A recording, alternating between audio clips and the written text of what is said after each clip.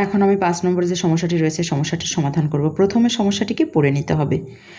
Bank থেকে আসলের উপর বার্ষিক 8% মুনাফায় 5 বছরের জন্য 15,000 টাকা ঋণ নেওয়া হলো। 5 বছর পর মোট কত টাকা পরিশোধ করতে হবে? মোট কত টাকা পরিশোধ করতে হবে সেটা আমাদের বের করতে হবে। 5 বছরের জন্য ঋণ নেওয়া হয়েছিল। তাহলে আমি একটু সময় বাঁচানোর জন্য লিখে নিয়েছি। আসল 15,000 টাকা আছে এখানে, বার্ষিক মুনাফার হার আছে 8 টাকা। আর সূত্রটা হচ্ছে আমাদের বার্ষিক মুনাফা সমান আসল গুণ বার্ষিক মুনাফার হার ভাগ 100। তাহলে এখানে আসল হচ্ছে 15,000 টাকা আর বার্ষিক মুনাফার হার হচ্ছে 8 টাকা, সেটা লিখব। আর ভাগ হচ্ছে বার্ষিক 100, এটা সূত্রের। তাহলে এই এত টাকা হবে। এবারে আমাদের 15,000কে আমি যদি 100 দিয়ে ভাগ করি তাহলে এখানে 150 থাকবে। আর 8 দিয়ে আমি 150কে গুণ করব। 0, 5 8 40, 0 হাতে থাকে 4, 8 আর 1 গুণ করলে 8 আর 4 12, তাহলে 1200 টাকা।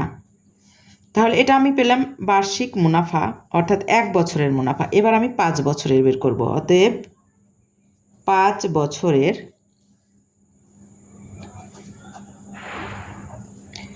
মুনাফা সমান 1200 গুণ 5 টাকা। তাহলে কত হবে? 0 0 5 10 সময় থাকে 5 আর 1 গুণ করলে 5 আর 1 6, 6,000 টাকা।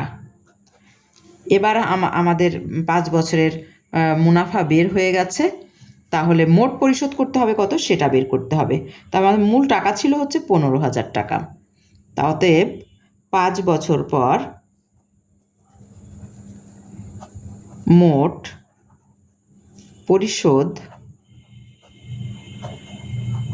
করতে হবে, আমাদের মোট আসল টাকা ছিল হচ্ছে 15,000,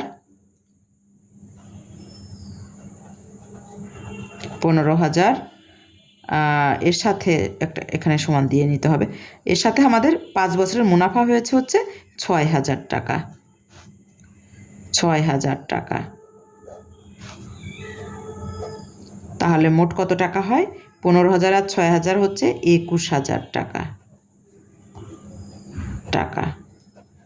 তাহলে উত্তর 5 বছর পর মোট পরিশোধ করতে হবে 21,000 টাকা।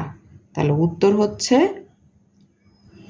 21,000 টাকা। ধন্যবাদ সবাইকে, আশা করি বুঝতে পেরেছ।